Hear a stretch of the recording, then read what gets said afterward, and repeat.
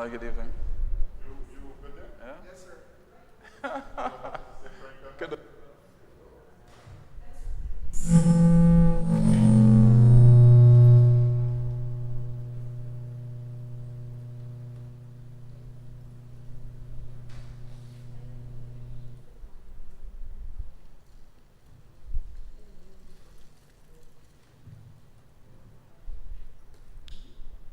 By good evening, everyone.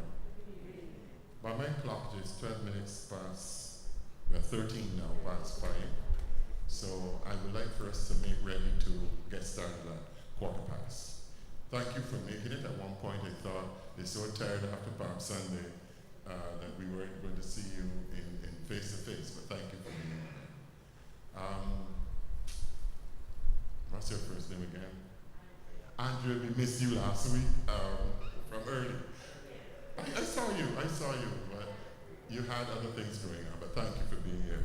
But you were the hit parade for a while in terms of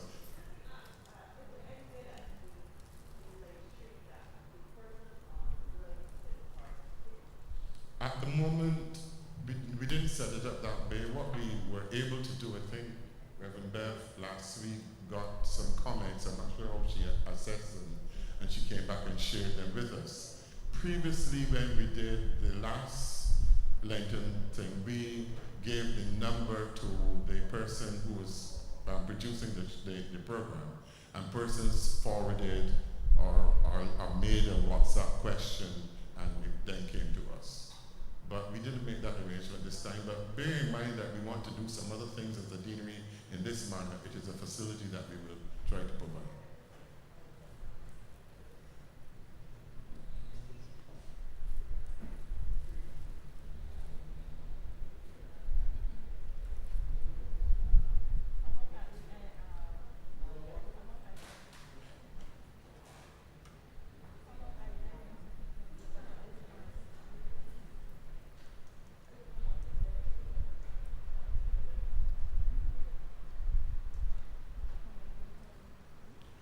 Good evening again to all of my friends who are here face to face for this final Lenten presentation of marks of mission.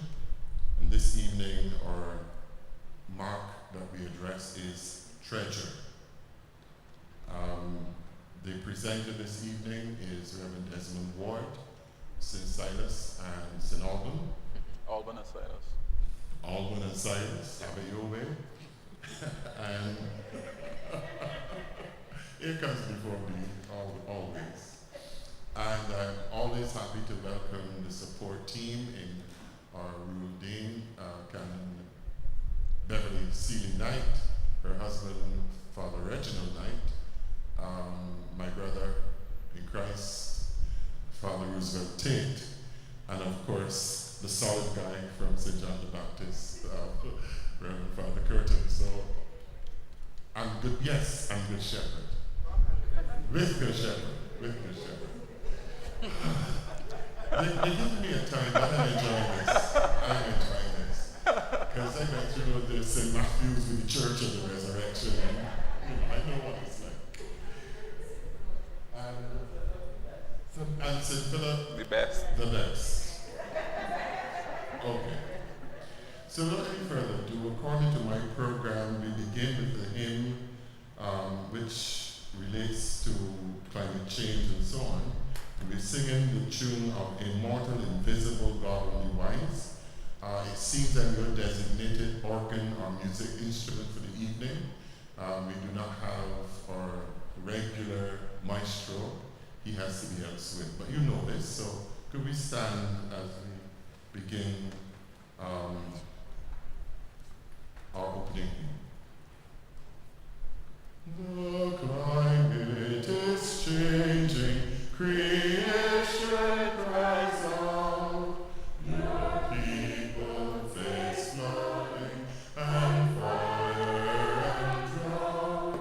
We see the great eclipse and storms are their worst. We pray for the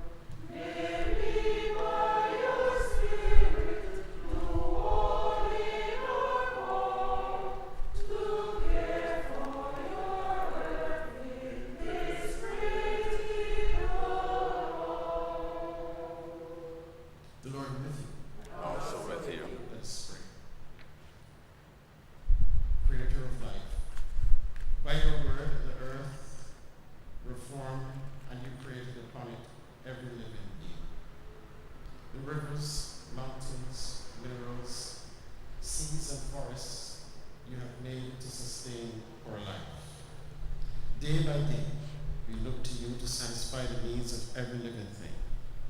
Through changing seasons, renewal and growth, you open wide your hand to give us food in the proper time. As you have given us Sabbath day to rest, to be renewed in your presence, make us mindful of the need to give your earth a Sabbath, a time to allow the land and all creatures to rest from the burden of production. Day by day, because of our demands for excessive comforts, we push the planet beyond its limits. Our demands for growth and our never-ending cycle of production and consumption are exhausting Mother Earth. The forests are leached, the topsoil erodes, the fields fail, the deserts advance. Our seas, rivers, and lakes are being polluted, and hurricanes and storms intensify. We have not allowed the earth to rest, nor have we been faithful in working for her renewal.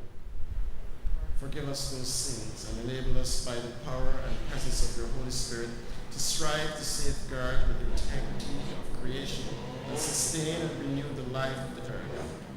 This we ask through He who is the Redeemer of the world, Jesus Christ, our Lord. Amen.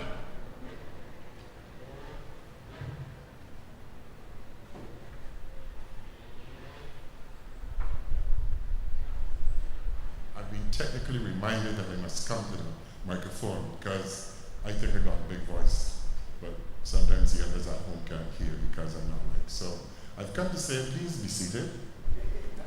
And I ask Ms. Downs to come forward to do the Bible reading this evening.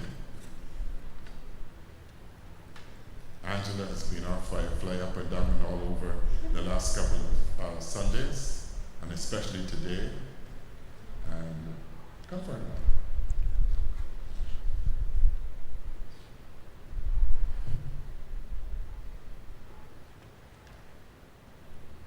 A reading from the Word of God written in Genesis chapter 1, beginning at verse 26. And God said, "Let us make man in our own image, after our likeness, and let them have dominion over the fish of the sea, and over the fowl of the air, and over the cattle, and over all the earth, and over every creeping thing that creepeth upon the earth." So that God created man in his own image. In the image of God created he him. Male and female created he them. And God blessed them, and God said unto them, "Be fruitful and multiply, and replenish the earth, and subdue it, and have dominion over the fish of the sea, and over the fowl of the air, and over every living thing that moveth upon the earth." The word of the Lord. Thanks be to God.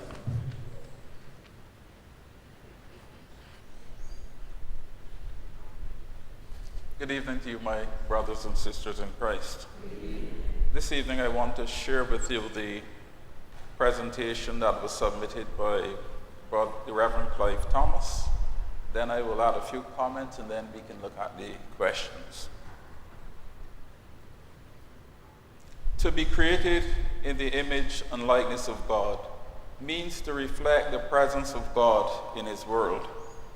Our capacity to love, forgive, be merciful, to care, etc., are all a reflection of the God that is in us. Because we are made in God's image, we are able to have compassion, mercy, grace, fellowship, friendship, etc. However, as God is all-knowing, we are not. God is ever-present, we are not. So the image of God in us means that we are like Him in some and not all His attributes, and so still reflects His presence here on earth. But what about the plants and animals, the forest, fields, rivers, lake, sea, etc.? Do they reflect the presence of God? We are told that God created everything. One may conclude that everything existed in God's creative imagination, existed as a part of God's thought, God's desires, and then he brought them into physical being. So when we look at creation, we are looking at God's creative imagination in physical form. All of creation, therefore, is a part of God and reflects his presence. There's a quotation here from Romans 1, verses 19 and 20. For what can be known about God is plain to them, because God has shown it to them. Ever since the creation of the world, his eternal power and divine nature, invisible though they are, have been understood and seen through the things he has made, so they are without excuse. God therefore is understood and seen through the things he has made, creation. How then do we safeguard our climate and make responsible use of our environment so that God's presence may be seen and felt? Be fruitful and multiply and fill the earth and subdue it. Here, God calls on us to do more than just make babies. We are commissioned by him to be part of his creative process as part of his plan for the sustainability of his creation. We are called to care for and ensure the multiplication, growth, and survival of every living creature, to ensure that what he has created is renewed, grown, developed, advanced in such a way as to more and more reflect his divine presence here on earth. Note that the instruction to be fruitful and multiply was all given to the animals. Genesis 1 verse 22 states, God blessed them saying, be fruitful and multiply, and fill the waters in the seas, and let birds multiply on the earth. And as it relates to the plants, the purpose of their seeds are for multiplication and growth, and not reduction and extinction. When we partake in illegal dumping and use chemical fertilizers, pesticides, and weedicides indiscriminately, and dispose of their containers with no regard to the toxins they contain, we are helping to pollute the food, air, and water supplies that we as humans and every living creature needs to be able to be fruitful and multiply and fill the earth. Have dominion over the fish of the sea, and over the birds of the air, and over the cattle, and over all the wild animals of the earth, and over every creeping thing that creeps upon the earth. Have dominion over the earth can be translated to rule over, have control over, authority over, management of the earth. It can be said that God made man in his image and likeness, so that man may be instruments of God's rule here on earth. In essence, we are earthly rulers and managers of God's creation.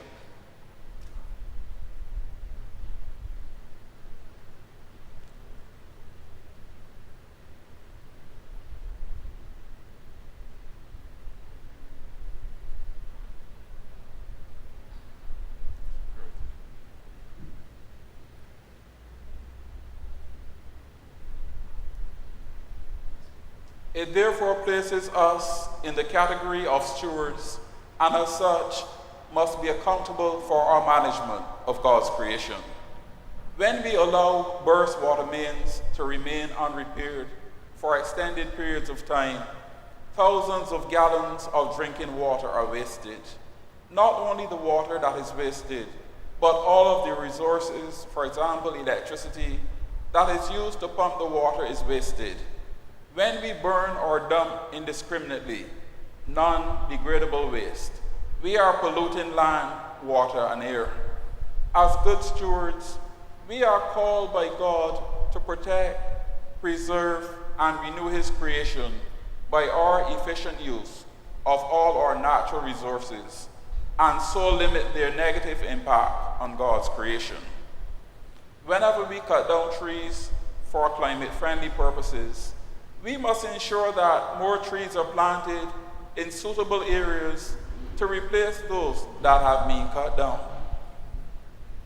Plant crops around your homes in the ground, pots, buckets, etc., to supplement your food needs and reduce your dependence on manufactured goods, whose factories negatively impact creation. Become part of organizations, groups, etc., that work for and promote the sustainability of creation, because creation is a part of God and reflects God's presence. What I want to do is just make a few comments, and then we can look at the questions that were posed by our brother Thomas. I think most of us, I think I'm one of the younger people in here. I'll be 61 in a few weeks. But most of us would have grown up in a world thinking that the world is so big and its resources are unlimited. I think scientists are now telling us that it is not quite so, and we must manage the resources that we have. The whole notion of the world being so big and limitless in terms of resources, we now know not to be true.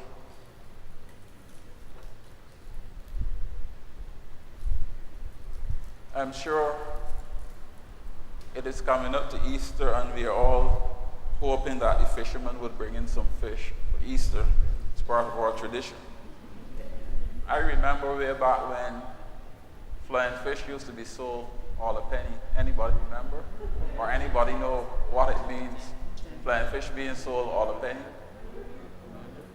For the younger people, younger than I am, it means that you could bring a container any size and pay a penny, and they will fill them with flying fish.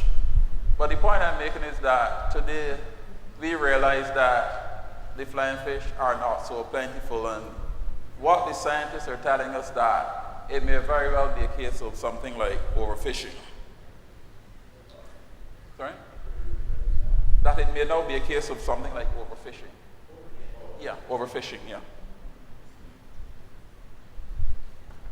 And because we now seem to understand that the resources of this world are not limitless as we once believed, we are now called to be stewards of the world's resources.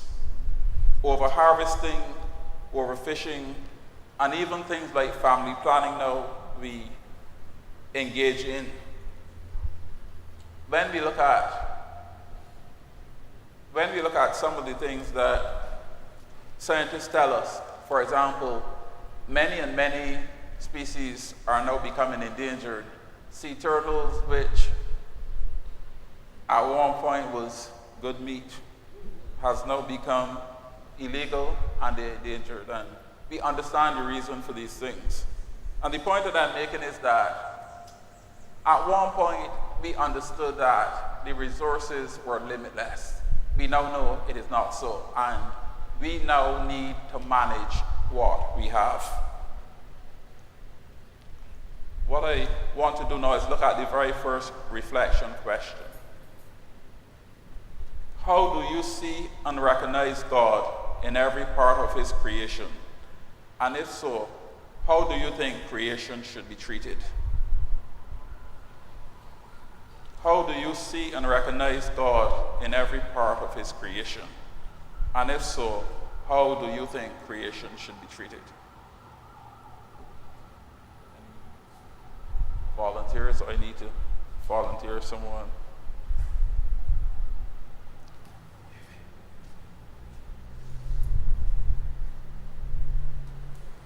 I think based on our thinking now and our understanding, we should now see ourselves as stewards, helping to maintain rather than to cause a particular species to go extinct. And our role now is not simply using the resources as we like, but being more careful and managing. I think that is what God would want us to do.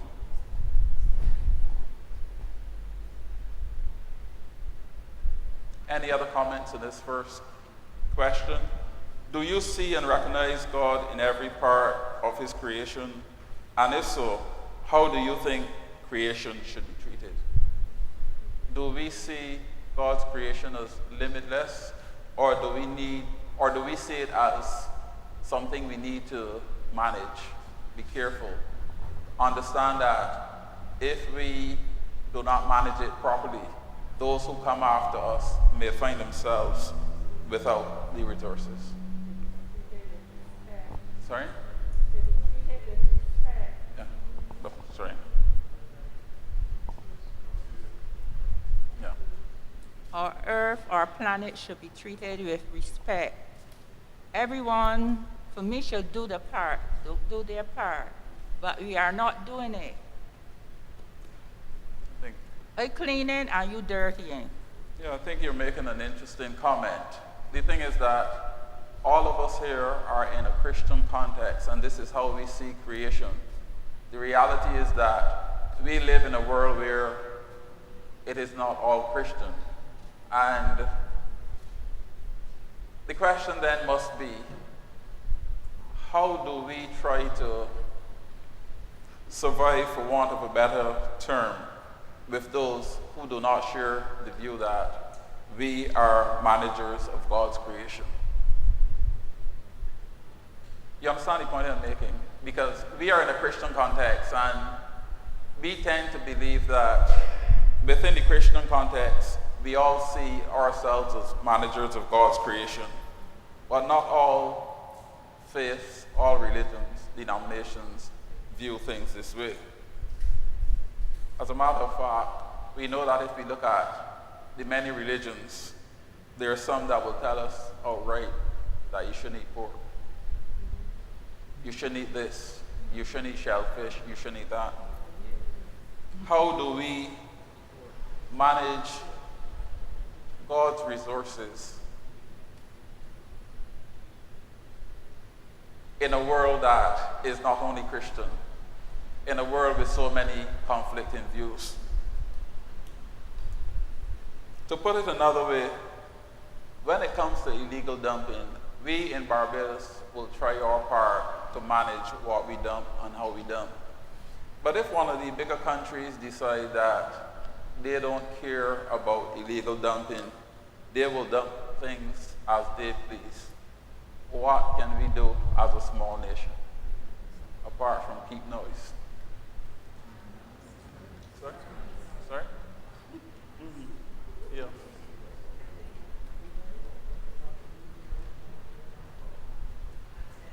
Right. Mm-hmm. Protesting. Uh-huh.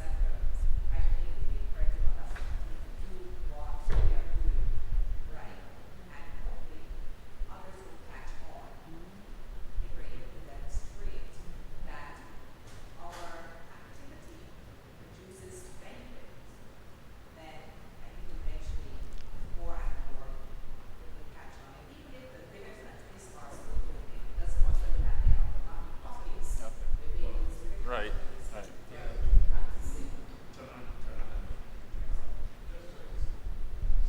Sorry? Wrap it up? Okay. Yes. Right. No, I was saying that what we would have to do is to continue doing what we're doing and do it with conviction. Certainly the benefits would be observed over time. And even if the bigger countries continue in dumping, illegal dumping, etc., it does not mean that there will be pockets within those countries who will be practicing as we do. So, for me, I think the important thing is knowing what is required of us and doing it nevertheless, regardless of the circumstances and whatever challenges may be presented, that we continue, because we know very well that's what's required of us. And to do less would be then to disobey or to fail in our call as stewards. I think all of us here will have some understanding of where we are at in terms of managing the resources. The thing is, we are asked to share this with our brothers and sisters. What is going through my mind is, how receptive would our brothers and sisters be, especially those who are way older than us? Those who are way older than us, yeah, the older generation. I think a lot of our younger people may very well come up and hear about climate change, so they accept it. But the point I was trying to make earlier is that many of our older folks would have believed that the world was so massive, the resources were so unlimited, that we can just use as we please. Asking someone at 70 or 80 now to see themselves as a manager, I'm not saying that they wouldn't, but it would not be as easy as someone who, let's say in the 20s, who grew up hearing and understanding about climate change and the need to manage the resources. That's the point I was trying to make. Right. Sure. I'm not, okay, you go ahead. Oh, sorry. No, I'm not saying that it wouldn't accept or that people wouldn't think. I'm In just terms of the thinking whole that. climate change? No, in terms of the age. The age? Yeah. Okay. I'm saying that I think younger people might tend to be more receptive of climate change and managing the resources than our older brothers and sisters. I'm just thinking about my village where I grew up and how the elders in that village respected the seasons. Right. Certain things were done according to the season, according to the change of the moon. They were able to predict if it's going to be bad weather or good weather, and so act accordingly. I think that some of us growing up didn't pay that much attention to the information they were trying to pass on, right? Even in terms of food production, in my village there was the understanding that every house needed to have some little garden, whether we were growing in pots or we had a little plot of land somewhere, but the land was supposed to yield for beauty and for food. So we were taught that we had a little responsibility to try to grow something of our own, something for shade and something for food. And when I think about the elders in my community, there was the idea that nothing ought to be wasted. So when we were talking about compost, they were doing that long time, right? They'd hardly throw anything. What we are called the tot, right? We know that came from the Ovaltine containers, etc. That they turned into drinking utensils, and yes. So material that was left over. We had the rag mats. So they were always trying to find ways and means of recycling, protecting, not wasting. I think my generation missed the point. And now we are trying to catch up. Okay. Right. That's what I think.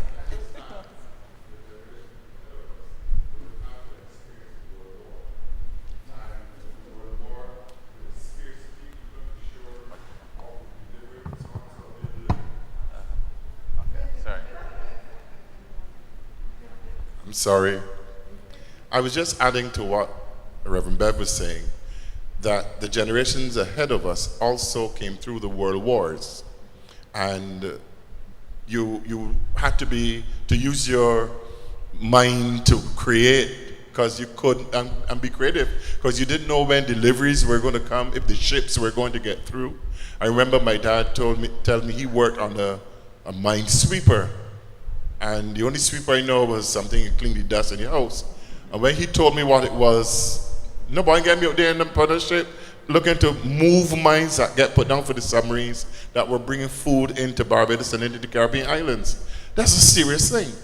So people learned to be, what's that word? Resourceful, yes. And it was amazing how they made it. So that was passed on. But I think I struggled with my grandchildren. They turn on the tap to wash their teeth. And every morning is the same thing. Turn off the pipe. You know, you get a cup, you try put it, but I can't get that do because, you know. So yes, I think that we have to keep at it, keep talking. There's some movies that have been made that they scared me when I saw what the scientists have identified as the possibility of the kind of storms and so on that the earth may have to endure, largely because we have been bad stewards. So I don't know if we want to go with the age grouping thing, but I think we certainly have to continue to tell, teach, what's the other one? Tend and transform. I think that's important.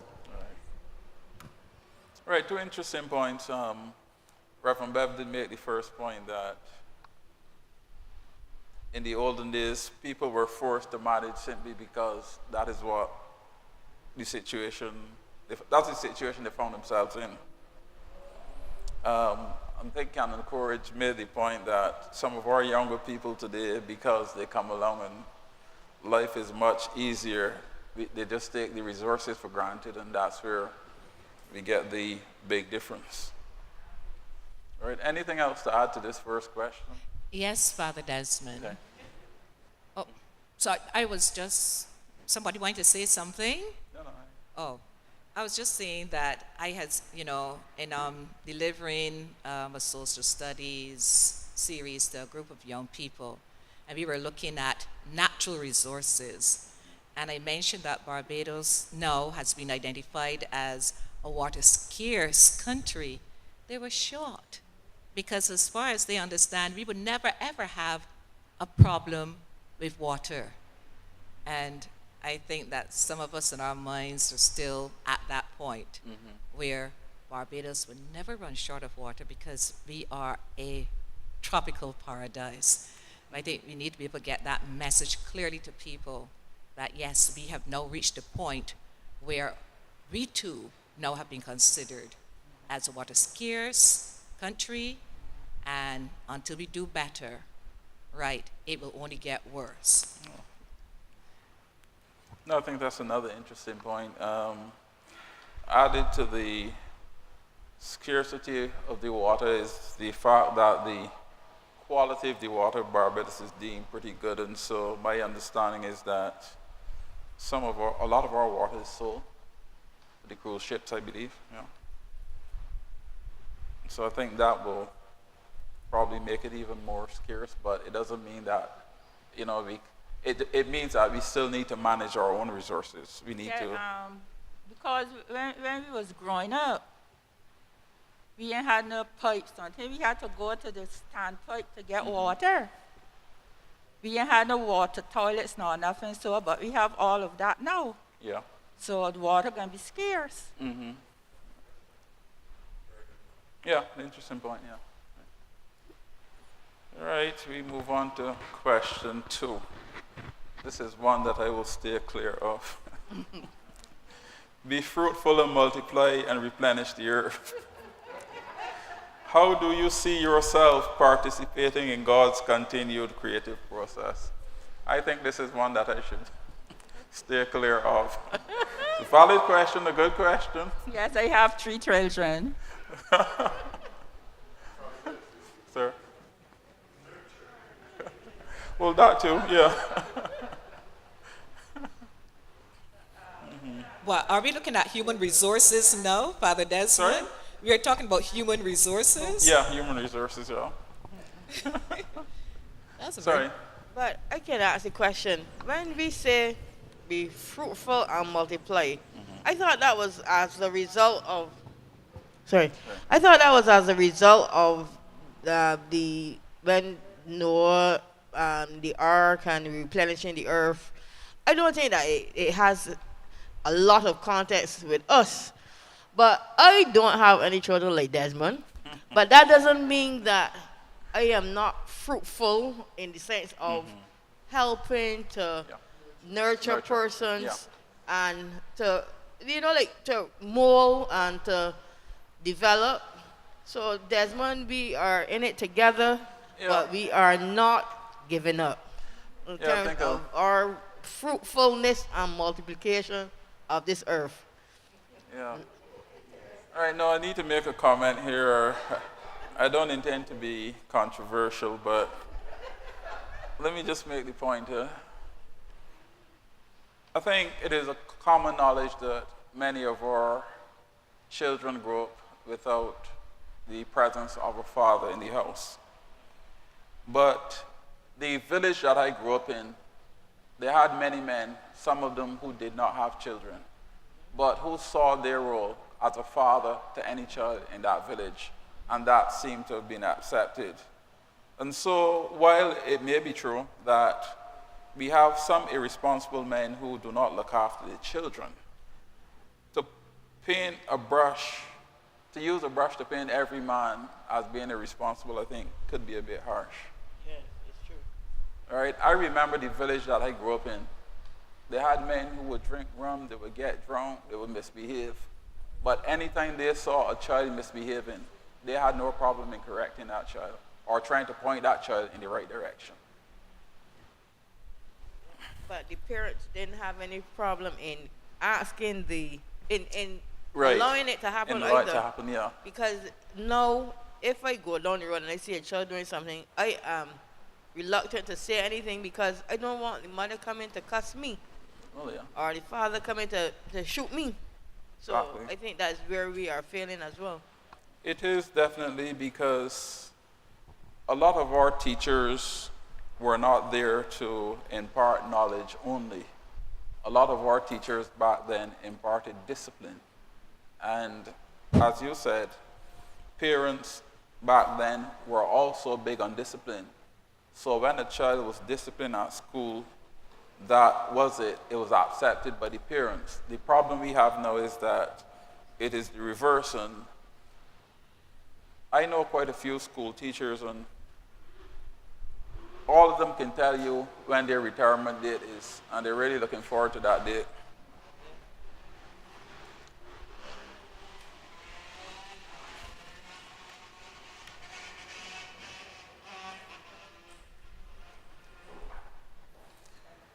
All right. Any more comments? I was just going to add to what Andreas said, that the saying that we believe and hold fast from our African heritage is that it takes a village to raise a child. And we tend to see children as among the most important resources to human life.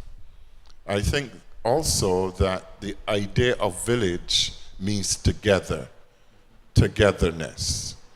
And so the culture of village life is one for all for one. And children, I still think to a point, children are still assisted. But I think for me, what I've proudly been able to see is that the church at times have become that village that has been nurturing and helping to give our children a focus.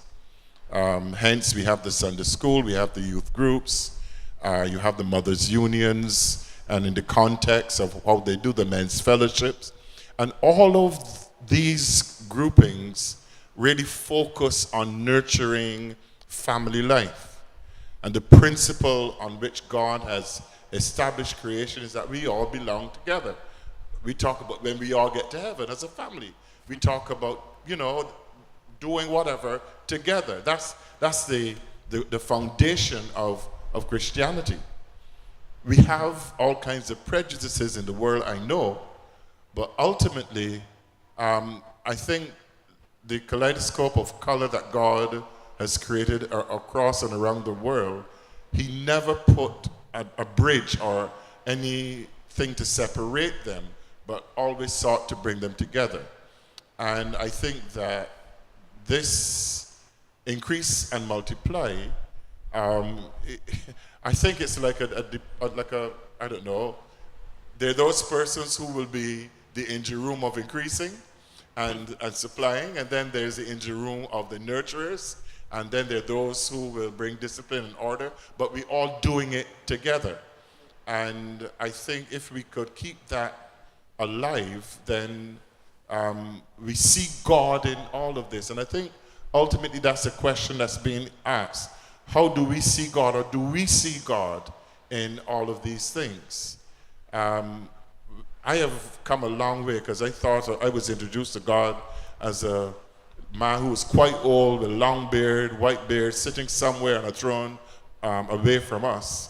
And I've been able to move beyond that by leaps and bounds, and can tell you that God is with me all now as I speak with you, because I have a better perception and understanding. But it took a village to help me grow to that point.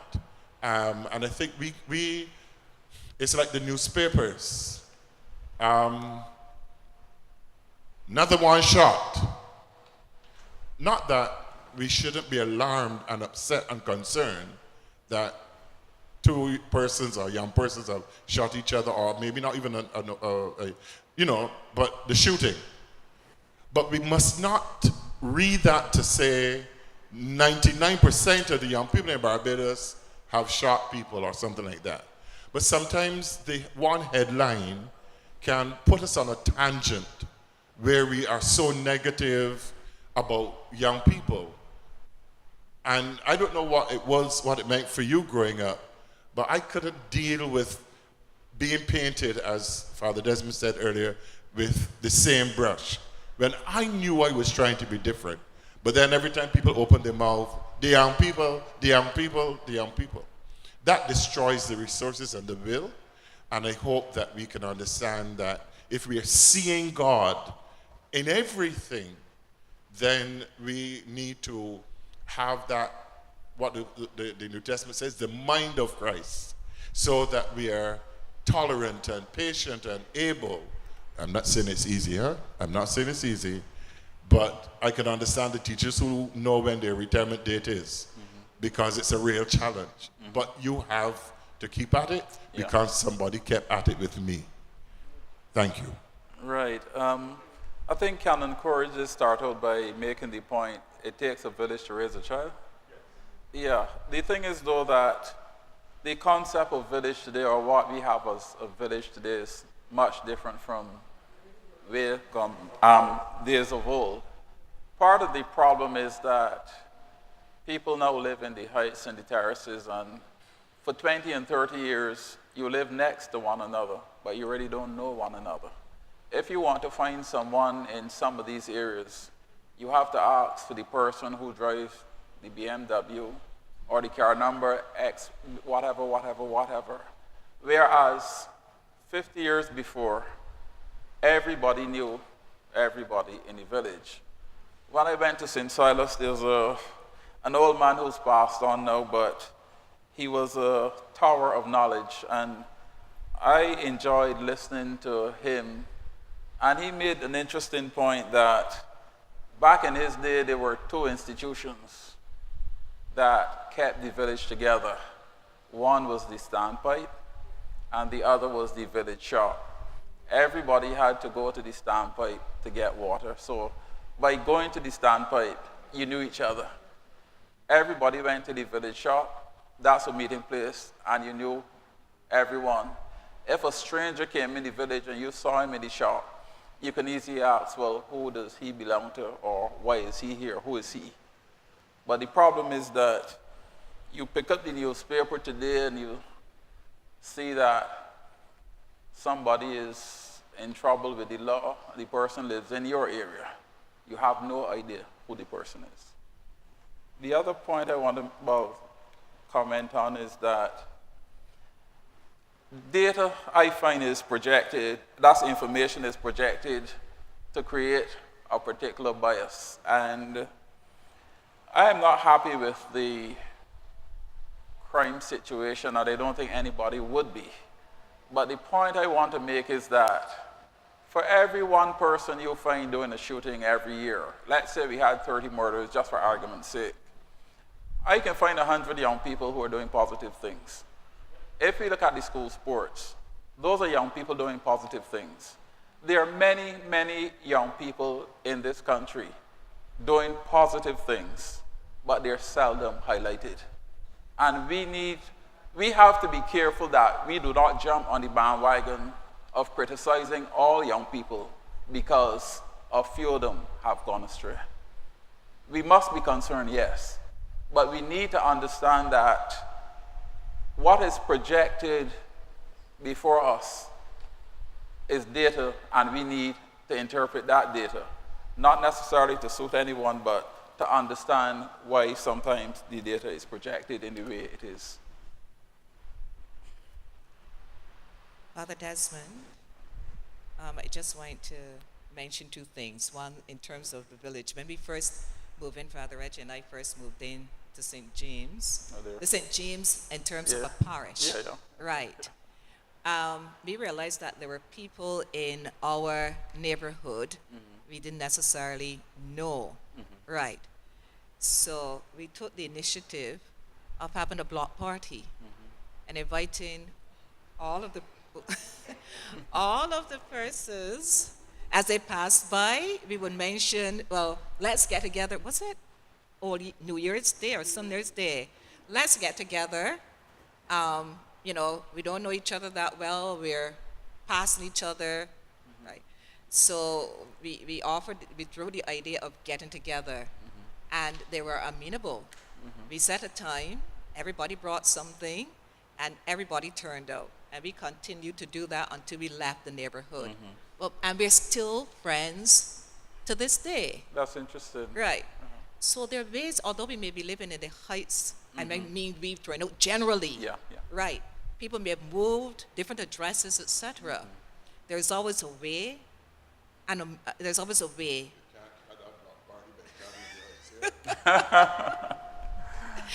Oh, we were going to do one just after COVID, but COVID took too long to go. Right. But we find ways and means, you know, dropping a note in the post box, whatever, but finding ways of connecting. The second thing is that I'm agreeing with you that, you know, that there are more young people doing more good things, and these young people need to be encouraged and highlighted. We can start with the young people in our church, and then we can branch out into the young people in our schools, the schools that we minister to, have an opportunity to highlight the good that's happening there, and work with the teachers, the heads, etc., in terms of promoting all that is good. So I know that in our mission action plan, there's the emphasis on the digital ministry, and we could probably use that digital ministry to get that message out. And so the church is doing something about highlighting what's really good about our young people. Actually, I was just coming. Finish? Done. Right. I was just coming around to make, well, 2 points. Sorry.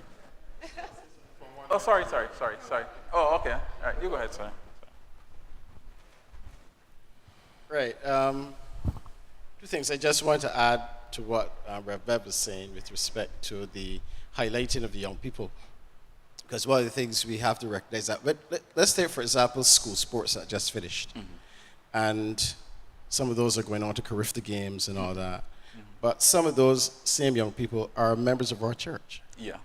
And what are we doing in our churches where these young people exist to help highlight them and make them feel as though they belong? A sense of belonging is one of the things that we talk about.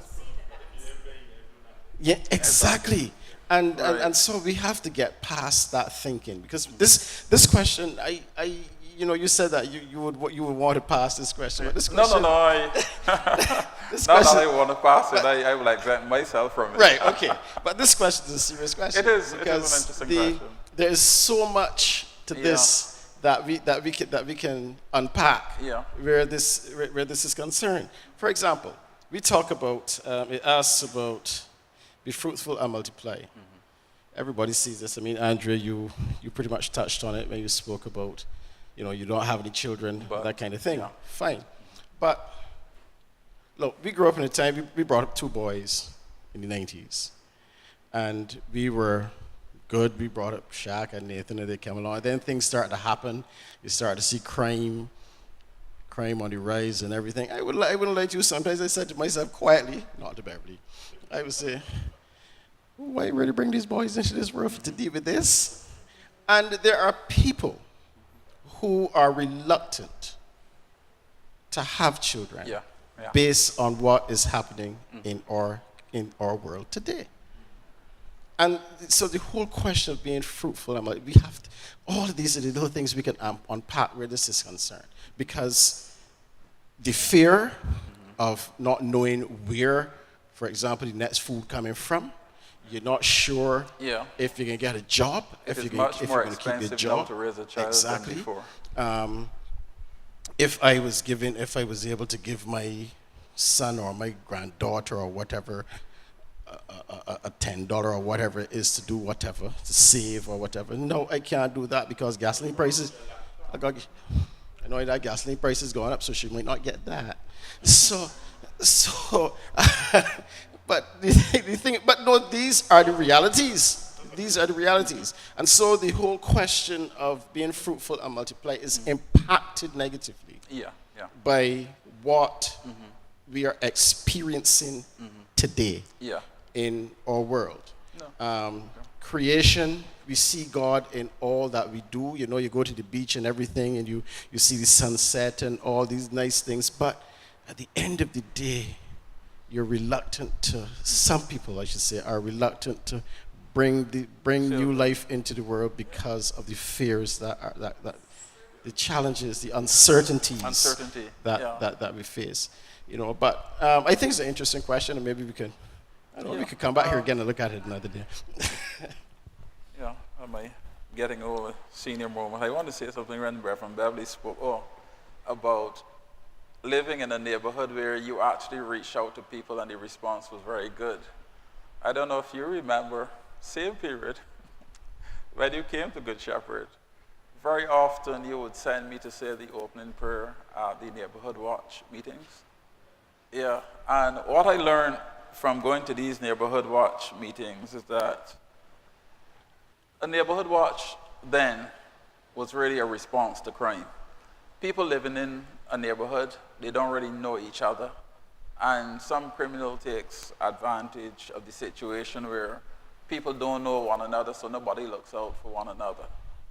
But the point was made very often that you start a neighborhood watch today, and once the crime subsides, that is finished again, right?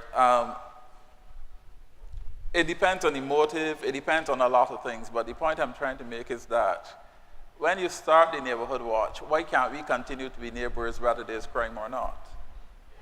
And that's the point. Right, yeah. Exactly, right. It really is about being our brother's keeper, and not only when it suits us. I think that's part, yeah. I think that's one. The other question I wanted to ask is, what role does technology play in all of this? Because the numbers are down in terms of birth of children. That's a fact. And I think the point was made when they were looking at the NIS and the amount of working people today. But when it comes to technology, people are, because of technology, people find themselves more and more engaged in things of technology. For example, people spend a lot more time on the computer. 50 years ago, there was no computer, so we were outside playing with one another, socializing with one another, interacting with one another. And these things not only helped us physically, but they helped us mentally as well. They helped our health as well. But nowadays, we spend 24 hours a day, we spend 20 hours, we're either on the computer, tablet, phone, whatever. These things, I believe, have a major impact on a lot of what we are looking at now. Sure. Because I forget these days much sooner than I would care to. Okay. We have a saying that when North America sneezes, we catch a cold. And one of the things that have impacted the Caribbean and particularly Barbados in the increase and multiply thing negatively, that we had a very successful family planning program that was run in this nation some years ago, very vigorous, very aggressive, and I think that that has significantly had a lot to do with the mindset that a lot of young possible mothers and fathers now have. You can disagree. Then secondly, and I'm going to let Reverend Bev coming on that. Secondly, the big countries are moving towards robots, and that kind of lifestyle, AI intelligence and so on. So this thing come overnight, this thing planned long ahead. Is that you'll be amazed to know where some of the larger countries are on the scheme of things.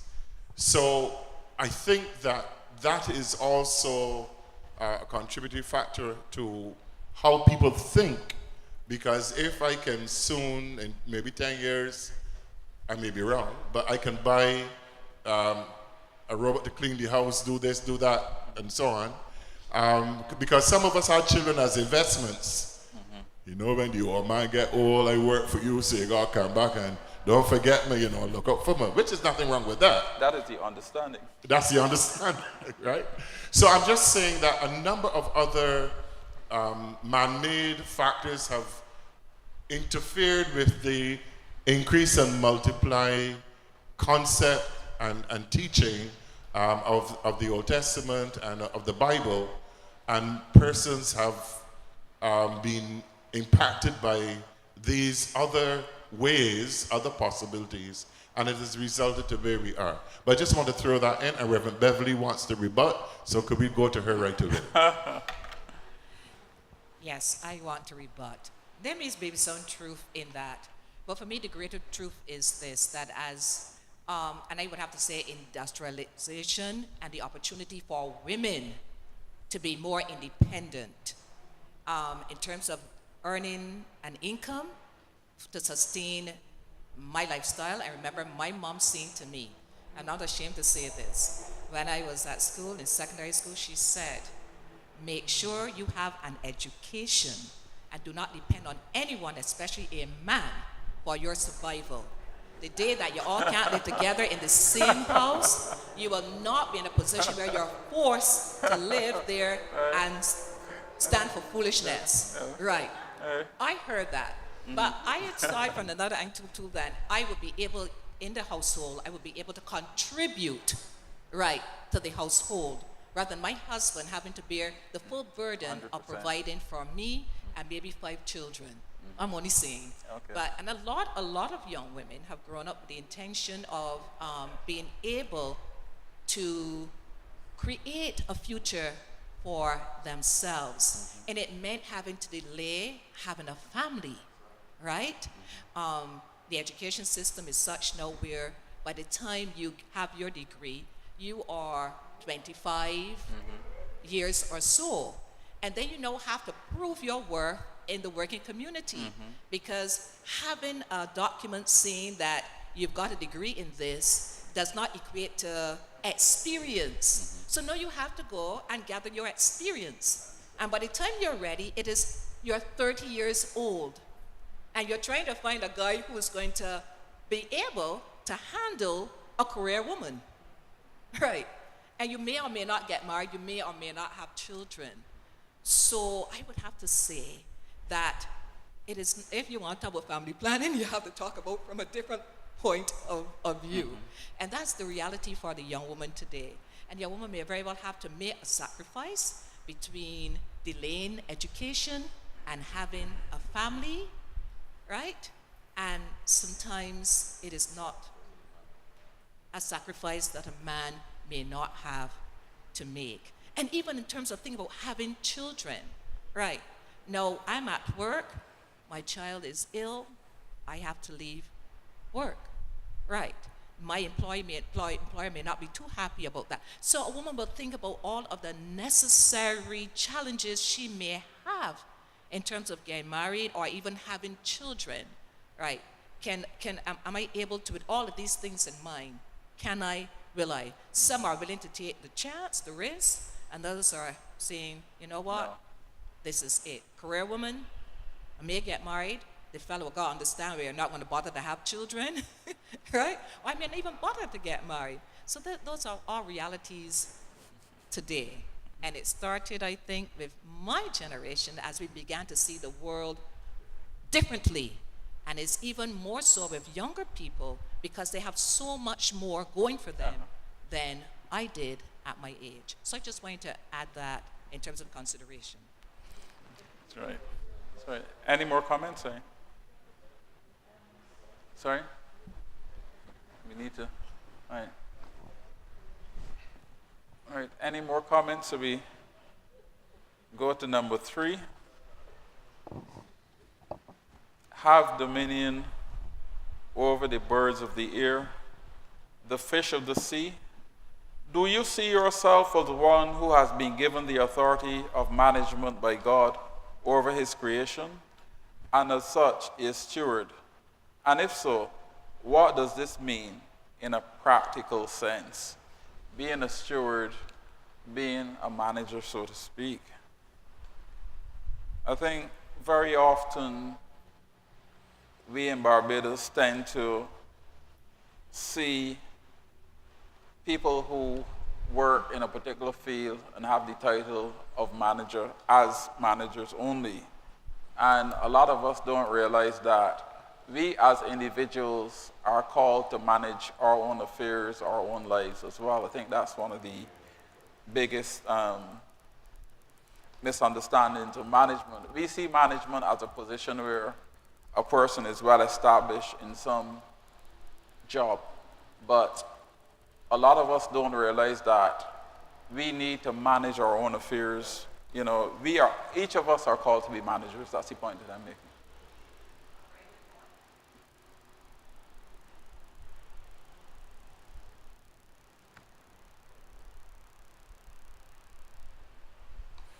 All right, any more? We can go to number 4.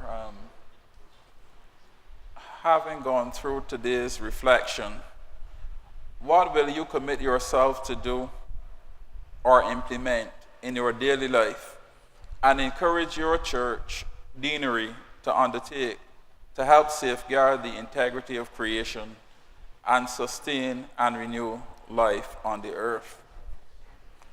Our brother here did mention a couple of things, and things like renewable energy come to mind.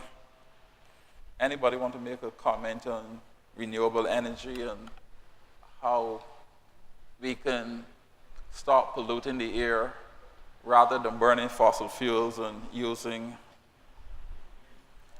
all of these chemicals that help pollute the air?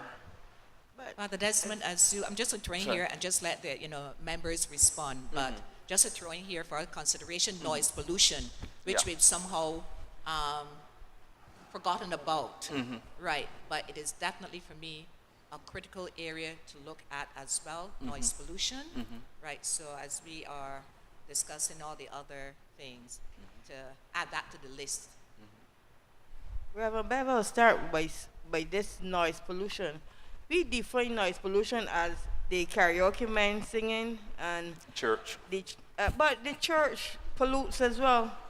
When you have an open air meeting going on forever and ever and ever, and people getting into power and not criticizing, and you going on, you have a song service going on and on and on and on. Yes, you are making a joyful noise unto the Lord, but isn't that the same as noise pollution? And I think that we are being hypocritical when we criticize the karaoke going on till 1 o'clock. But then my grandmother still wants to get a rest in the evening when the crusade is going on right next to her bedroom window. So I think that I'm just saying it. That's just me. But the other thing is, I think that our quality of, to me, our quality of life, I still like wood fire, smoke, wood fire cooking. And we tend to say about all these things about the renewable energy. It's very expensive. I could go and burn 2 sticks and get a pot of cuckoo or whatever before I go to invest in a whole grid and all these things and pay the electric company and all it. And it is unsustainable right now. Hey. But then we continue to say about we depleting the ozone and all these other things. But who's to say that not that we are the direction that we're going in is not going to deplete it as well? Who's to say that? That's an interesting question, because the thing is that, and this is the thing with science, something I refer to often, back in the year 2000 when computers were relatively new and there was the fear of what is called the millennium bug.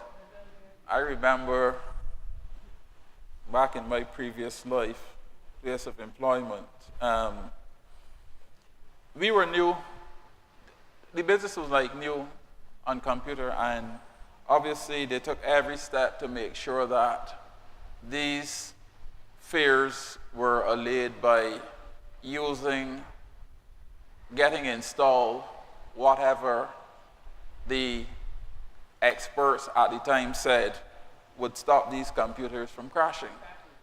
But I realized that after the year 2000 passed and 2001, we really didn't have this massive crash as people had said. But what I found interesting is that everybody who knew a little more about computers than I did had a patch to sell, right? And all these patches seemed to work because as much fear as they had back then of the computers, of the millennium bug, every patch that everyone sold seemed to have worked. I think you get the point I'm making, right? Yeah, but Desmond, when we used to keep our money under the bed, we didn't have to worry about anything crashing. You go into the bank now, you can't get into the banking system because the computers are not working. Somebody hacked the system. Yeah. We didn't have to worry about that. The little red book that you had update that it ran out of leaves that you had to put in some, that was very effective. So we're looking at all these the advancement of technology, and we're going so far back into it. Yeah, well, I don't understand it. no, the thing with technology is that we assume that all technology is good, and technology is really an advancement. In some ways it is, but in other ways it sets us back. I mean, you can pick up the phone now and call somebody in England. You can call somebody wherever. 100 years ago, perhaps, they didn't have that. So it is good in a way, but look at it now. Every person travels around with a cell phone. And any time of the day or night, people send you messages. You know, people ask you to join a group here. You join this group, you join the next group, and there's so many messages going backward and forward. Then you start deleting some of the groups because you really can't keep up. So the point I'm making is that technology is good, yes, but technology can also be just as bad. Father Desmond, that certainly is the case with just about any and everything. Sorry? I said that's the case with just about any and everything. But we're in a world where progress will continue to progress. Exactly. Right. I just want to add in terms of noise pollution that I'm not sure is necessarily so much about the length of time as it is about the volume, the decibels, etc., which go beyond a certain pitch, and then we have impetus in terms of health and safety, right? So if we're talking about noise pollution, we don't necessarily have to look, or even if we are thinking about the length of time, we also have to think about, this is important, the volume. yes.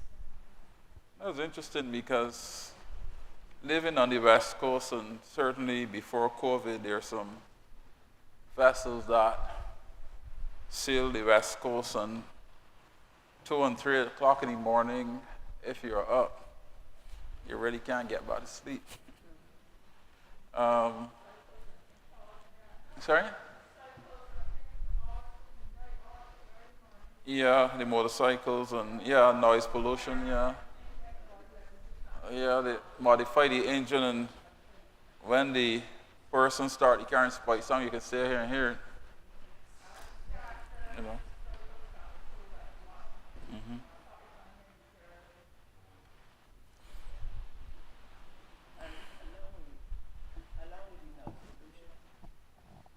Along with that noise pollution, I'll tell you, I live in an area where there are cars on the main road, there are cars in my gap, there are cars in another gap.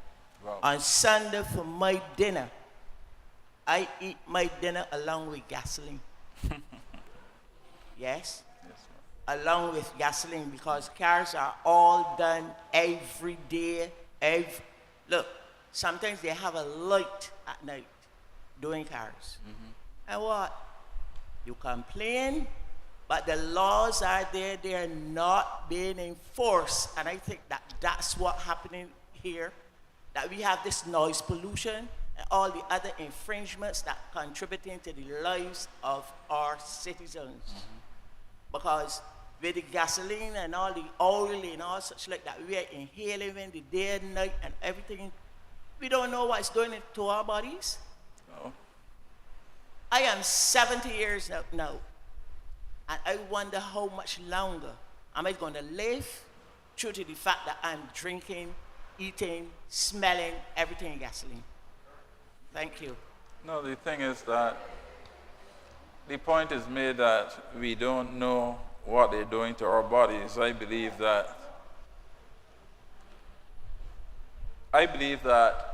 clearly some of these things are contributors to cancer. Right?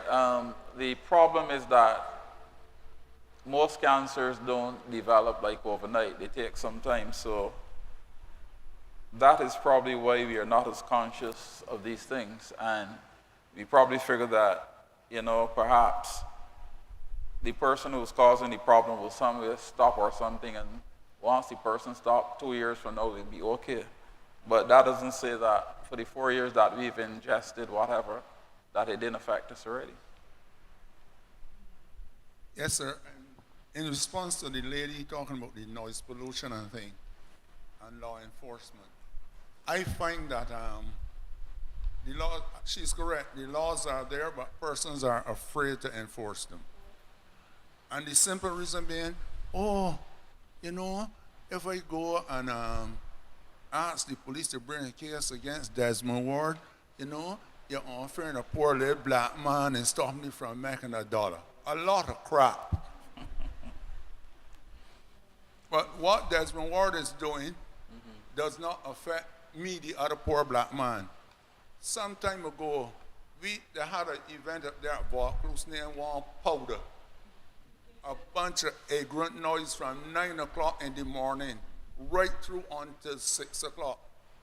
I contacted some person and asked them, who grant this permit for these people to keep powder? Doesn't the time cut off at 4 o'clock anymore? Or the liquor license law changed so you could go to 6 o'clock. I said, so why the people who issued the liquor license didn't come in the district that, like it was done before, to find out from the people and let them know what is going to happen? Man, that they're going to take up a lot of time. So all the systems that were in place for health protection are going down. There's a guy named Carmore who writes in the paper all the time about this noise pollution. I mean, me and a pastor come around a couple weeks ago. I ain't really bothered about him. Because you can't leave, you're not keeping service, but you're leaving your house and coming to your church and playing Joseph Niles, the Chatwagon Gang, at a loud noise. So, you there, buddy? I go hear my TV. I go pay CBC $139 a month to hear things. I must hear my telephone, and they must be able to hear my radio. So you're going to lower it down, or we're going to come around. Or they don't want the sermon sometime afterward. They're going to listen to the dance hall, but they don't want to hear the God music. But no, I have a right to, and I support the lady there. I have a right, me and my family, to object to these things. But he got the message. Because I said to him, if you persist, I can carry you before the law courts. Simple as that. It was interesting because I went to a wedding in St. Lucia. That must have been 20 years ago, could be. And just outside the church where the wedding was held, there were signs making the point that God is not deaf. And from the signs, you could understand that this church seemed to be one where they had loudspeakers, and they figured that because they're worshiping in their own style, they have some right to keep as much noise as they could, because as far as they're concerned, they're doing in their own minds divine worship.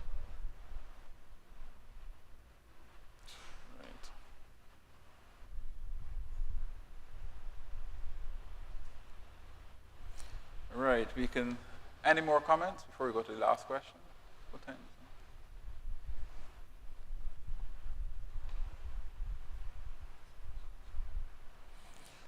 it? The thing is,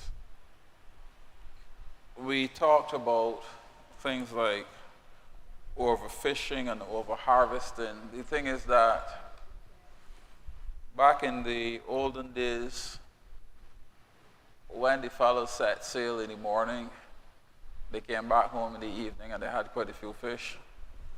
Nowadays, we have boats with faster engines, ice boats, so it means that when the fishermen go out, they stay out longer, and very often that equates to a bigger catch. The thing is, when the fish come in, how do we, the consumers, can we really manage that? It is coming up to Easter now, and I'm sure all of us want our fish for Good Friday. But the point I'm making is that if every fisherman get a good catch and we stock up with these fish for Good Friday, are we managing the resources? I'm just making the point, it's like a scale, and sometimes we have no control over it. But I can tell that they're doing some work in terms of fisheries in order to stop the overfishing in some ways. I know that they're trying to make it law now that when you go fishing, you really shouldn't harvest a fish that is under a certain size, a fish that has not reached maturity to reproduce. I know things like that are being worked on.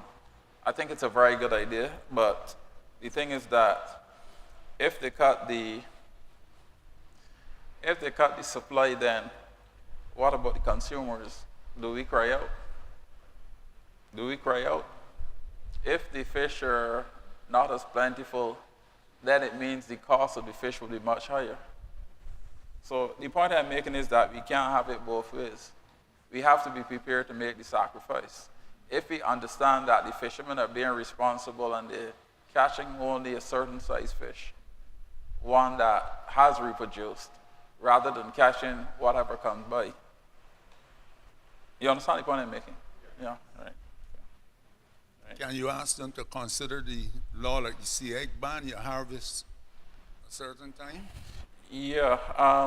So, I mean, as you said, you can't have it both ways. You can't have it both ways. But if we want to be plentiful in fish, and fishing and that sort of stuff, you must put a ban somewhere to make sure that things work out in the right way. Or not everybody going to come down overfish.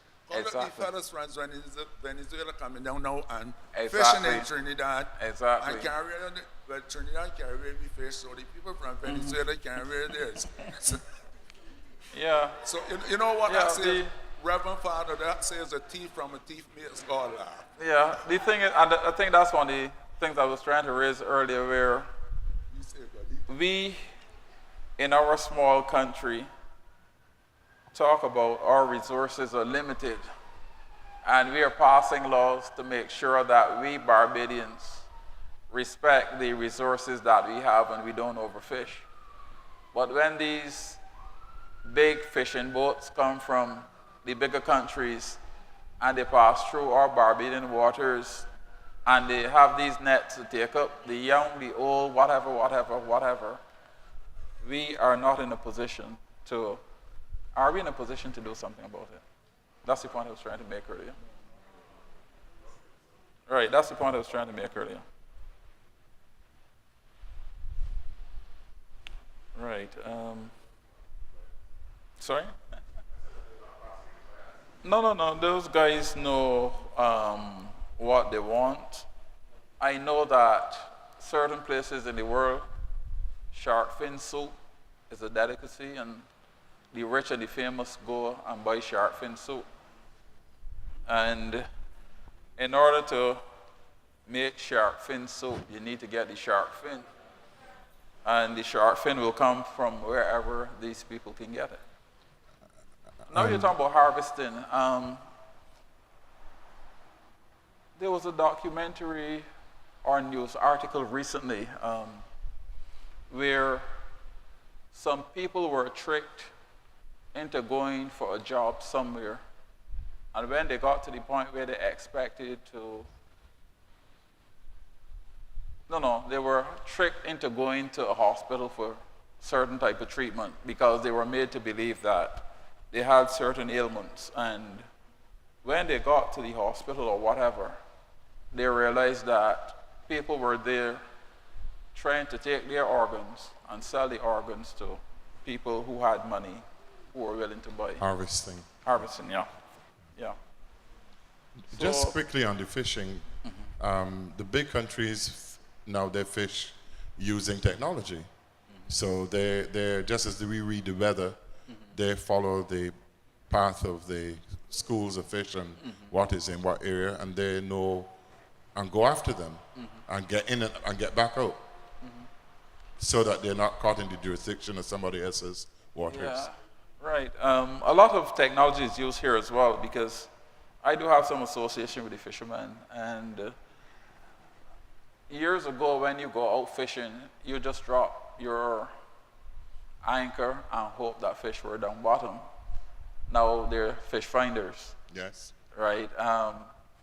There's also all types of implements that you can use, which makes it a lot easier. So you don't have to go and drop your anchor here and you spend a whole day and you realize that there's no fish, and then you got to haul back up the anchor and go somewhere else and do the same thing.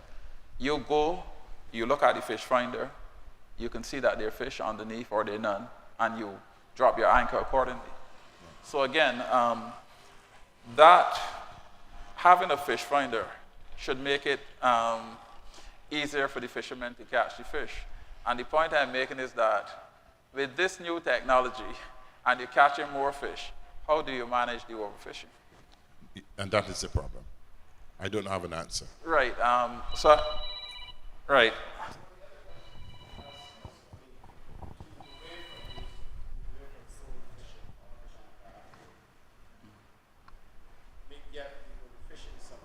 But maybe talk also about the impact that this fishing may be having on our reefs, for example. Yeah. Because if you are using the fish finder, and we know the purpose of the reefs, we know why the fish go to the reefs and all of that, and we know this thing. So therefore, you come, you drop an anchor and you drop in all types of different chemicals and that sort of thing in the water, you're impacting on the reefs. So all of these are the things that continue to impact on the environment and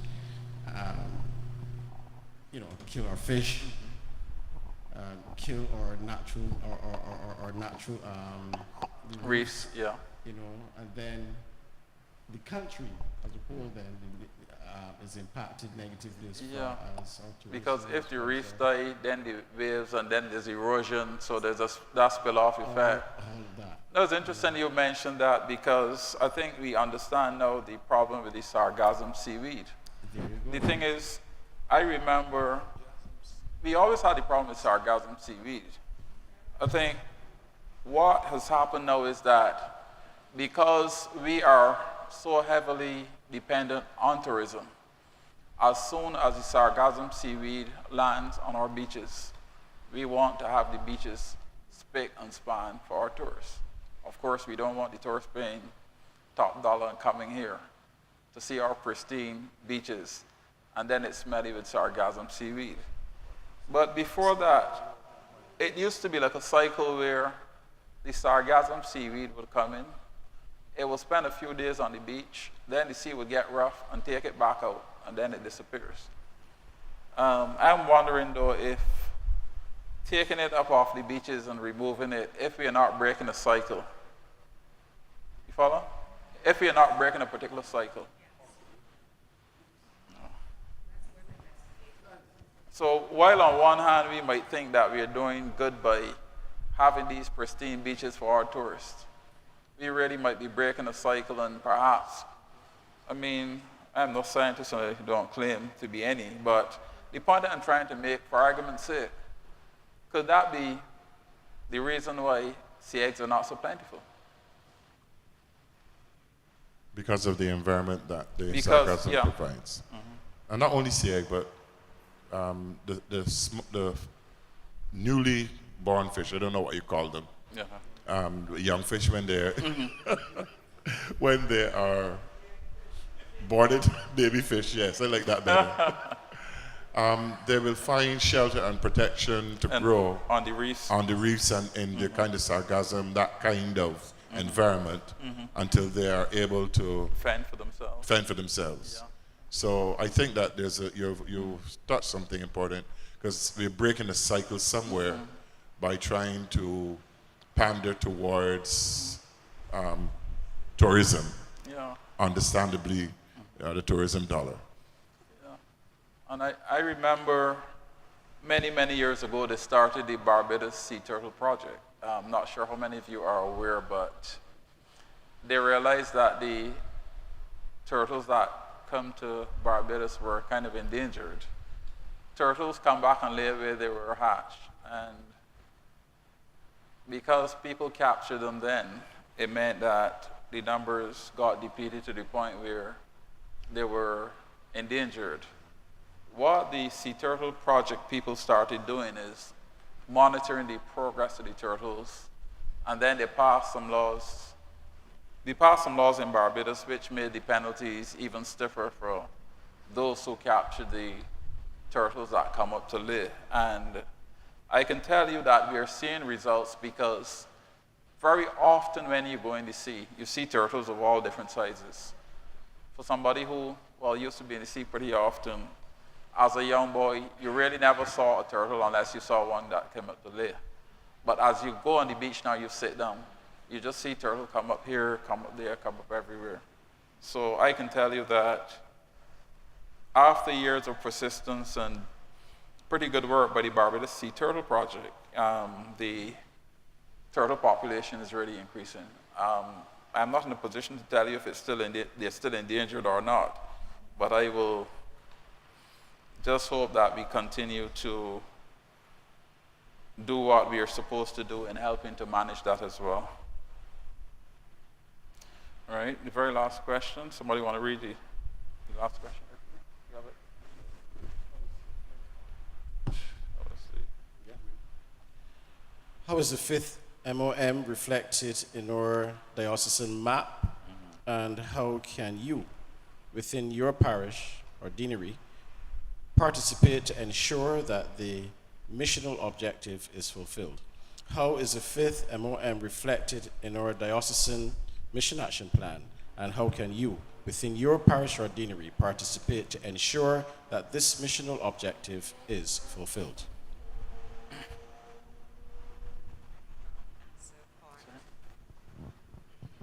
I could probably attempt to answer part A of that question and to offer a few suggestions, perhaps. In 6.2.2 of the Mission Action Plan, there is a focus on blended or alternative forms of worship. And I believe that such could provide the opportunity to tell and to teach in terms of our responsibility as Christian stewards to care for and to protect and preserve and renew His creation. So we can use our different forms of worship to help reinforce, to tell and teach through hymns, readings, prayers, sermons, right, dance, drama. We can use all that to reinforce our responsibility. In 6.2.3 of the Mission Action Plan, there's a focus on the digital virtual ministry. That's another opportunity to tell and to teach. At the same time as we use technology, we are, in inverted commas, saving a tree. We're saving on paper, and there's less paper to dump. And in 6.2.4, there's a focus on health and wellness. We could be encouraged to grow our own food, finding natural means of protecting whatever crops we're trying to raise apart from using pesticides. We could think of creating spaces of beauty, for example, creating our own little spaces of beauty in our backyards, tending to our gardens, expanding our gardens. We could use the opportunities around us to spend time at the beach and the parks. This will probably give us an opportunity as well to see God in nature and spending time relaxing at the beaches that we're trying to protect and the parks. That would give us, I think the importance really would be in terms of the effect that beauty and peace and tranquility can have on the mind, the soul, and the body. I want also to say that having pets around would offer great companionship and a way of relieving stress. So, No, just that I like your point. I like the point you made by having peace and tranquility. The thing is that I'm sure some of us like to be in a peaceful environment at times where you're just by yourself. I do it relatively often where I go on the beach, you sit down, you watch the waves, and especially if it's early in the morning, there's nothing like just being on the beach, just watching the waves roll in, as Otis Redding would say. But how many of our people would actually appreciate that? I don't know that even our beaches, I mean, we have some of the most beautiful beaches in Barbados. And we as Barbadians tend to take them for granted. I think part of the problem is that if we have something that is good and we see it too often, we tend to take it for granted. I went to Antigua in 1985, and they have some pretty good beaches. They argue that they have 365 beaches, one for every day of the year. What I can tell you is that my observation, I went to Antigua quite a few times, and my observation is that the beaches were much deeper than ours. The distance you walk from the beach to the actual water is much wider in Antigua. So I think that's their claim to the beaches. But the point I'm making is that they have some beautiful beaches. But when I came back to Barbados, it is then I realized, we in Barbados have some beautiful beaches as well. The thing is that you might pass by someone with an apple tree, and when you eat one of those apples, they're the sweetest apples you've ever had. But to the owner of that tree, those apples mean absolutely nothing. And, that is how we human beings are. We tend to take things for granted, and perhaps that is why we don't often reflect on how fortunate we are and how blessed we are by God, because a lot of these things we take for granted. Sorry? Yeah, we have to appreciate, to see God. I think some of us come to church on Sunday mornings, and when we leave, that seems to be the end of our appointment with God till we get back next Sunday if we come back. But I think we need to see and experience God in some of the simple things. When we go on the beach and we watch the waves rolling in, when we look at the clouds and the sky and the stars and the moon, and we see how beautiful these things are. Many of us go to sleep at night and we take it for granted that, in the morning we will all wake up. We wake up in the morning and we take it for granted that we will all make it through the day. These are things we take for granted.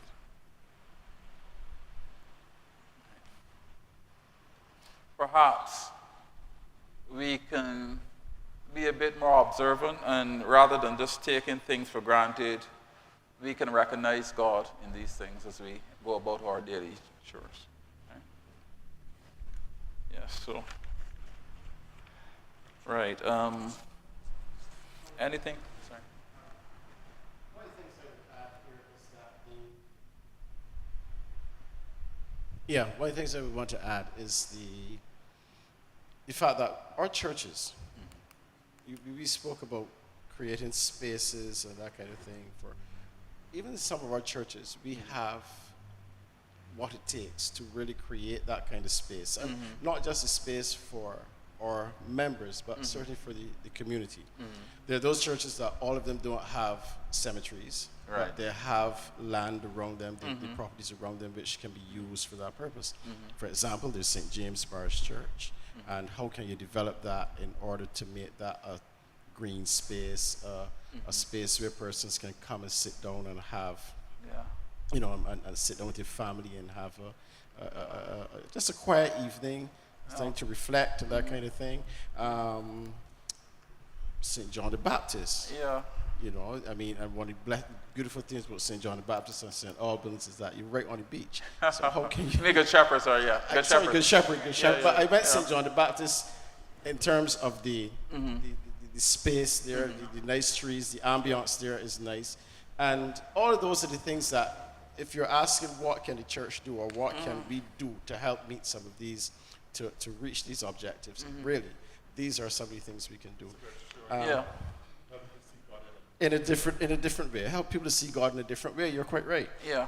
At St. Philip the Less, I'm hoping that we can, sometime during the course of the year, be able to be successful at creating that space around the church, which is not used for anything, for that kind of thing. And so we've started that. The other thing is, we had over the past month, we had lectures online for our online services last month with the National Nutrition Council, and they were talking about different ways in which we can look at growing food and making food available to each other. Another thing that came up was, how can we as churches use the spaces that we have that's just there, and using that to plant things and get the community involved. And it has an effect on so many different levels. No, I agree with you, and I understand where you're going with it, and I really agree. But let me put it this way. I was on holiday in February, and I got a call that somebody had actually broken into St. Albans. And while I agree that we can beautify these places and create this atmosphere for people to come and enjoy, the fear is still there unless we can also provide some sort of security to make sure that while people enjoy it, the churches are not exposed. I think those are the two things we would need to manage. Yeah, and I think that right. No, I'm all for the beautification or whatever and creating these green spaces or whatever. I'm all for it. But my only concern would be, if we create these spaces and we can't provide security or whatever, then I think we might very well be exposing the churches further. Well, one of the things I think that if you're going to embark on a project like that, all of this would come into the whole mix. Yeah. You're not just going to get up and do that. And without security you're or going to consider whatever. all of these things before you do it. But certainly, I think that the church has a part to play. The church can play a role.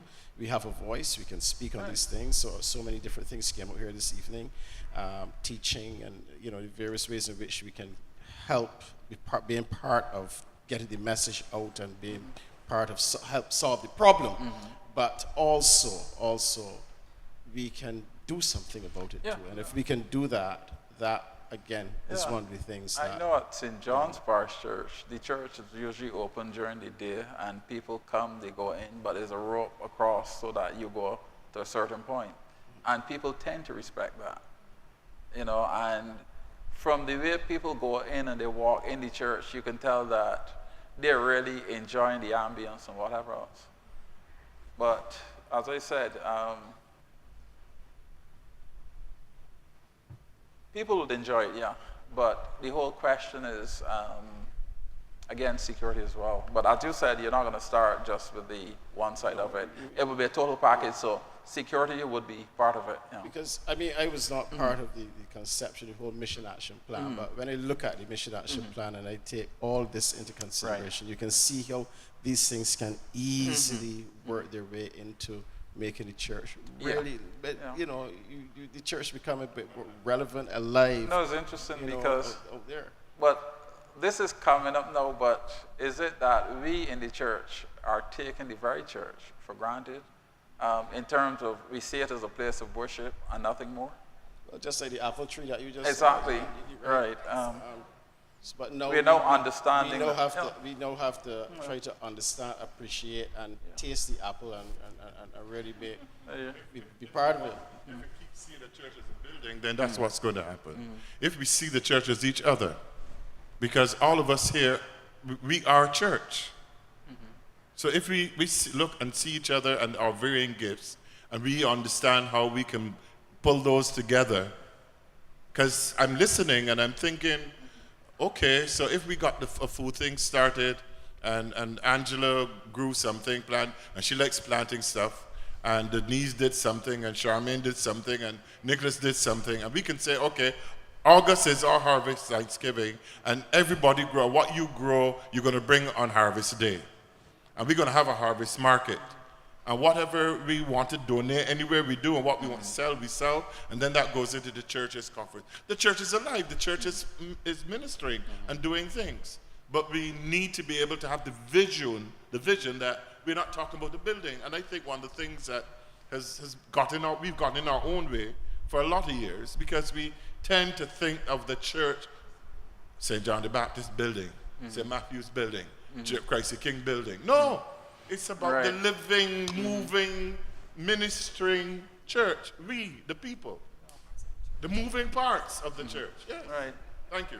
No, if we go back to appreciating what we have, many years ago I started to play tennis, and I used to use the university courts when I played. And back in those days, we played with wooden rackets, so that would give you an idea of how long ago that was. I remember there was a racket that I really liked, and one Saturday evening as I was playing, the racket broke. It was the only racket I had, and I was so mad when it broke that I threw the racket as far as I could throw it. Yeah, but then the racket went down in a gully, and about 15 minutes after, a guy went for the racket, and he brought back the racket and asked me, "You don't want this racket, right?" And I said, "No." He said, "You know, I have a wall at home, and I'm going to put this racket, hang it on the wall, and I'm sure that it will make a good decoration for that wall." And the thing is that, as far as I was concerned, the racket broke, and that was the end of that. If I had the energy to throw it as far as Australia, I would. But it just shows, things that we have and we take for granted and we don't see any value in, how other people appreciate.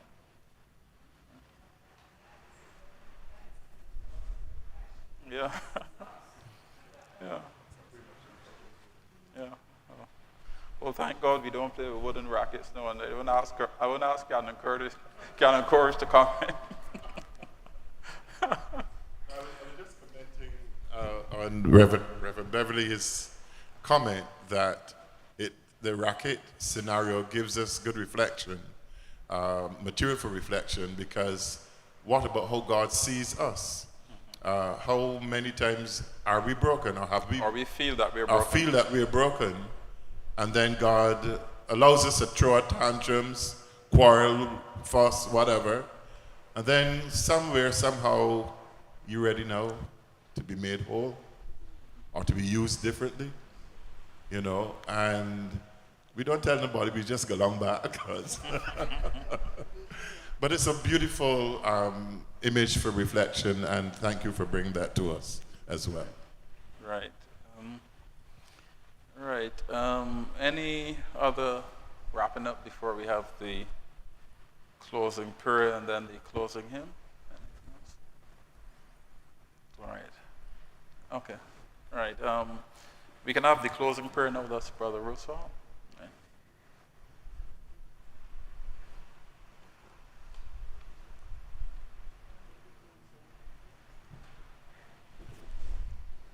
Lord be with you.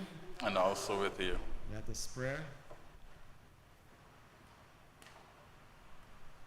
O merciful Creator, your hand is open wide to satisfy the needs of every living creature. Make us always thankful for your loving providence, and grant that we, remembering the account that we must one day give, may be fruitful stewards of your good gifts. Through Jesus Christ our Lord, who with you and the Holy Spirit lives and reigns, one God, forever and ever. Amen. All right. May the grace Of Jesus Christ, the love of God, and the fellowship of the Holy Spirit be with us all now and forever. Amen. May the divine assistance remain with us always. And may the souls of the faithful departing through the mercy of God rest in peace. Amen. Amen. Before we sing the closing hymn, during which the offering will be taken, permit me to apologize for the absence of the questions posted on the screens.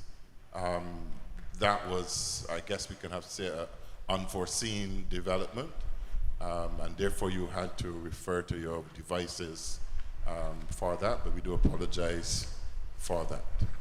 We're going to bring this session to its conclusion, and I do want to take this opportunity to wish every parish a very blessed Easter, but before that, a very meaningful and spiritual Holy Week, that we may indeed feel and know that we've been on that journey, that wilderness journey, that spiritual experience that brings us joy and celebration wherever it is we go for God to see us on Easter Sunday. So we do wish all of us a blessed time. Joyful, joyful, we adore thee.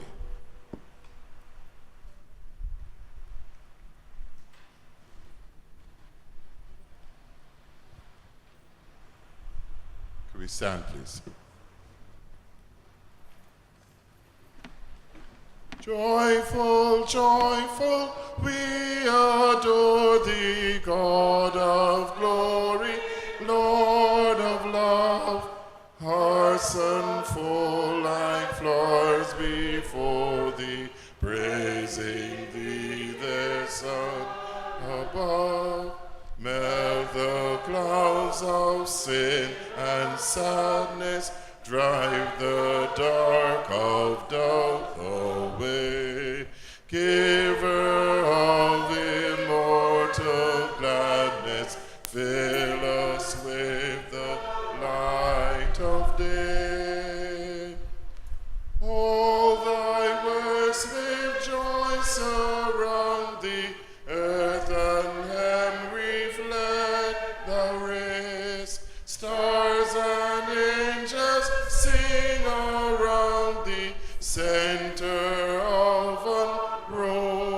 praise. Field and forest, vale and mountain, blessing bed of flashing sea, chanting bird and flowing mountain, call us to rejoice in thee. Thou art giving and forgiving, ever blessed, ever blessed, wellspring of the joy of living, ocean depth of happy rest. Thou, O Father, Christ, O brother, all who live in love are thine. Teach us how to love each other, lift us to thy joy divine. Go in peace to love and serve the Lord. In the name of Christ, amen. Travel safely. My thanks to the team who made this stream possible, and thank you for being here again, especially after Palm Sunday. Thank you so much.